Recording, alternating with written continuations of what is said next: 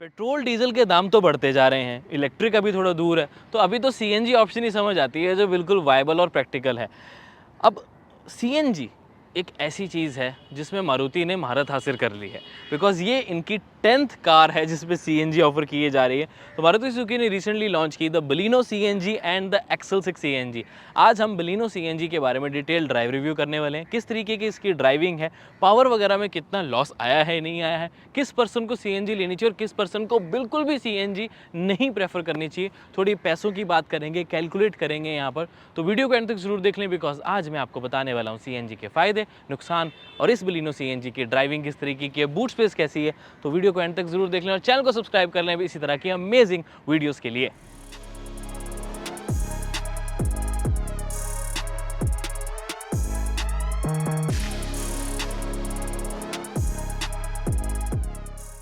अब आपको एक्सप्लेन कर दूं कि भाई इसमें फ़र्क क्या आ जाता है। पहले तो बता दो कि ये दो ही वेरिएंट्स में अवेलेबल है, डेल्टा एंड जेटा। डेल्टा और जेटा में अगर आप सीएनजी वेरिएंट परचेज करना चाहते हो तो 95,000 रुपीज़ आपको एक्स्ट्रा देने पड़ेंगे as compare to the petrol counterpart.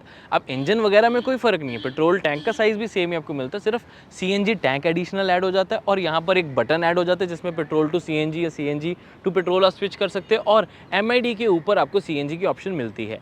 अब अगर डेल्टा और जेटा में देखूँ तो मुझे पर्टिकुलरली लगता है कि जेटा वेरिएंट एक ज़्यादा वैल्यू फॉर मनी वेरिएंट है, because 6 air bags, touch screen का user interface, Android Auto, Apple CarPlay, चलो इसमें भी आपको मिल जाता है, बट कहीं ना कहीं अलॉय व्हील्स और एलईडी हेडलैम्प्स की वजह से जेटा वेरिएंट एक ज़्यादा वैल्यू फॉर मनी मॉडल यहाँ पर साबित होता है, बिकॉज थोड़ा ही फर्क रह जाता है। अब अगर हम इसको प्राइस की बात करें तो डेल्टा इज़ फॉर 8.28 लैक्स और अगर जेटा की बात करें तो 9.21 लैक्स एक्स शोरूम प्राइस आपको पड़ती है।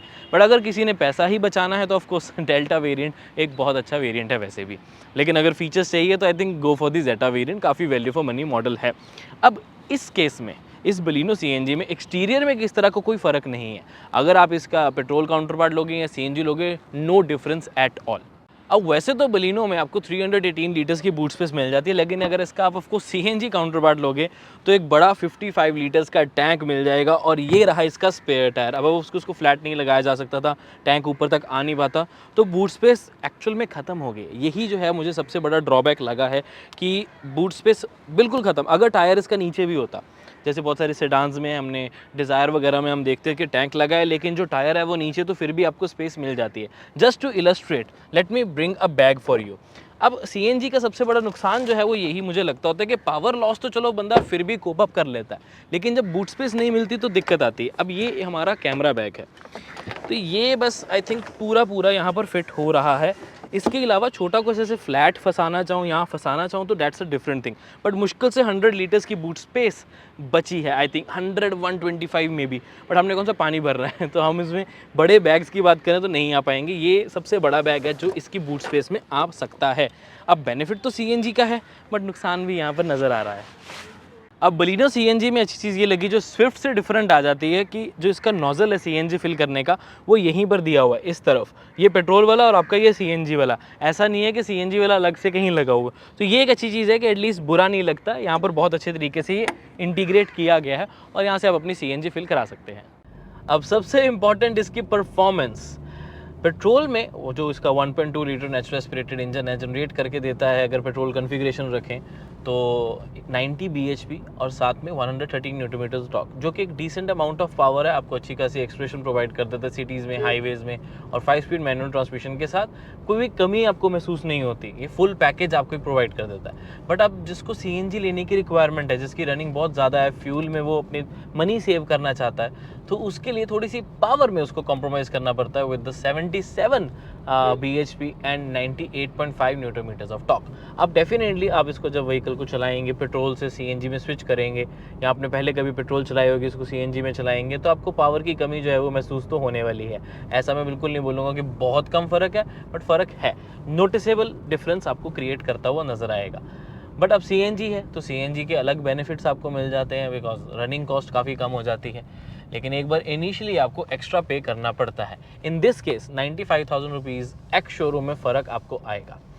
अब जो बलिनो सीएनजी है इसमें ऑफ कोर्स टॉर्कीनेस वो आपको कम महसूस होगी, गियर शिफ्ट डाउन जो है वो जल्दी करने पड़ेंगे, लेकिन अगेन सिटी में आपके लिए काफ़ी कंफर्टेबल राइड के साथ साथ एक फ्यूल इकोनॉमी कार बन जाती है ये बलिनो सीएनजी।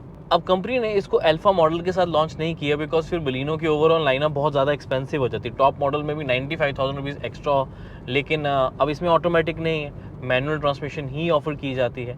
और मुझे लगता नहीं कि कोई भी ऑटोमेटिक के साथ सीएनजी सही रहेगा बिकॉज वो पावर की हमेशा कभी ना वो कमी महसूस होती रहेगी पर्सन को, जो इनिशियल डिले आएगा वो रहेगा। और अल्टीमेटली जो सीएनजी प्रेफर कर रहा है वो अपने पैसे बचाना चाहता है, वो अपने फ्यूल की पॉइंट से देखें या ओवरऑल मनी सेव करना चाहता है, तो वो ऑटोमेटिक पे I really don't think so spend करेगा। बट कंसर्न वो खत्म हो जाता है ना। अब आपको एक सिंपल एक सिनेरियो बताता हूँ। अगर मैं एक पर्सन हूँ जिसने एक सीएनजी व्हीकल लेना है, वो क्यों ले रहा है कि रनिंग ज़्यादा है, और कोई ऑटोमेटिक लेता है, वो क्यों लेता है, क्योंकि उसकी रनिंग ज़्यादा है। वो सोचता है कि यार मैं ऑटोमेटिक व्हीकल परचेज़ करता हूँ, मैं नहीं तो थक जाया करूँगा। तो वो कहीं ना कहीं आपस में कॉन्ट्रडिक्ट कर जाता है कि ऑटो अगर मैं एक ज़्यादा चलाने वाली गाड़ी ले रहा हूँ, ऑटोमेटिक पे खर्चा कर रहा हूँ ताकि कंफर्ट मिले, तो उसमें फिर फ्यूल इकोनॉमी का फ़र्क। लेकिन अगर मैं माइलेज की तरफ जाता हूँ तो सीएनजी वाली ले सकता हूँ, जिससे मेरे फ्यूल इकोनॉमी जो है वो तो एटलीस्ट बढ़ जाएगी। अब देखो मेजर चीज़ यही है कि पावर जो है आपको थोड़ी सी कम मिलती है, ये फील भी आपको होगा। लेकिन सीएनजी के अपने बेनिफिट्स हैं कि आपको फ्यूल इकोनॉमी बहुत अच्छी मिल जाएगी। अब सीएनजी के नुकसान और अच्छी चीज़ के बारे में और चीज़ बताऊं आपको, सीएनजी ना थोड़ी हाई मेंटेनेंस भी होती है, तो थोड़ा सोच समझ के ही व्हीकल को परचेज़ करें। अगर आपको जेन्युइनली रनिंग आपकी ज़्यादा है और आपको एक फ्यूल इकोनॉमी कार चाहिए कि आप अपना फ्यूल में पेट्रोल में खर्चा नहीं ज़्यादा करना चाहते, तो सीएनजी की तरफ आप स्विच कर सकते हैं। अब जो फैक्ट्री फिटेड सीएनजी आते हैं उसके बहुत बेनिफिट होते हैं। एक तो वो ऑब्वियसली काफ़ी ज़्यादा सेफ होते हैं एज़ कम्पेयर टू अगर आप बाहर से करवाते हैं। और सबसे इंपॉर्टेंट आता है कि जो पेट्रोल टू सीएनजी शिफ्ट करना है वो बहुत अच्छे तरीके से सेफ और फ्लुएंट तरीके से स्विच होता है। बिकॉज बहुत बार आपको इसको पेट्रोल पे भी स्विच करना पड़ेगा बिकॉज आपको जब पावर ज़्यादा चाहिए होगी या सीएनजी जब आपको नहीं मिल रहा, या आप ऐसी जगहों पे जा रहे हैं जहाँ सीएनजी स्टेशंस नहीं है, तो पेट्रोल वाली ऑप्शन तो आपके पास हमेशा अवेलेबल है ही।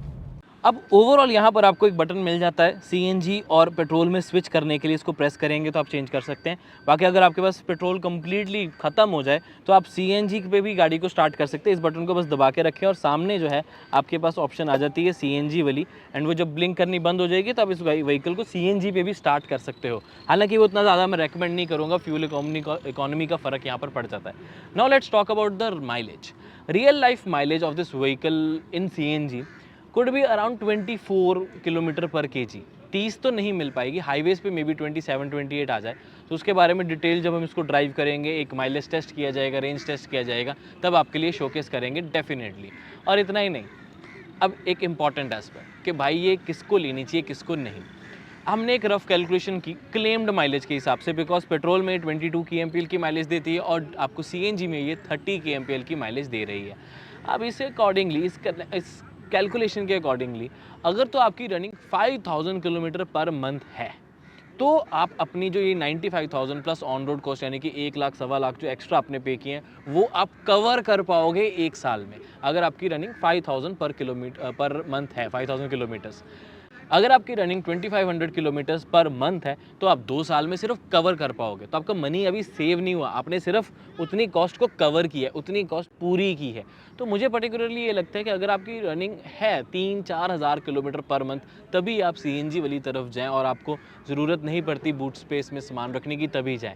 हालांकि एक प्रैक्टिकल सीएनजी व्हीकल आपके सामने आ गया है, एक बलिनो एक बहुत बेहतरीन प्रोडक्ट है, दिखने में बहुत अच्छा लगता है और साथ में स्पेशियस काफ़ी ज़्यादा है। तो इसमें भी अब नेक्सा की तरफ से सीएनजी ऑप्शंस आ रही हैं, no that's a really good thing.